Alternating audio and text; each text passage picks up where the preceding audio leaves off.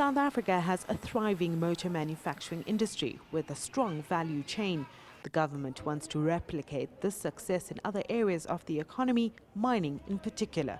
If we can develop our value chains locally, that will first of all create the jobs that we really need to create and grow in South Africa, but for that matter in the rest of Africa. And you can think if people start to have jobs, obviously they've got more disposable income, and I think it's probably a bit of a self-fulfilling prophecy, and that will certainly underpin the economy at this difficult time. But the global slump in commodity prices has pushed both the mining and manufacturing sectors into recession.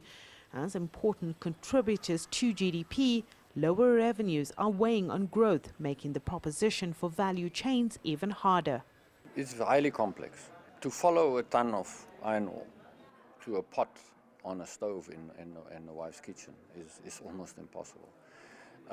And there are so many steps in between that you have to track. The other issue is we are in this highly unstable price environment.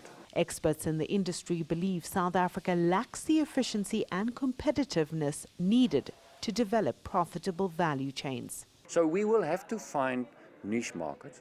We will have to be better at what we're doing, which will need capital investment in new technology, better production capacity. But it's actually not that easy because we are at a very low point in the cycle.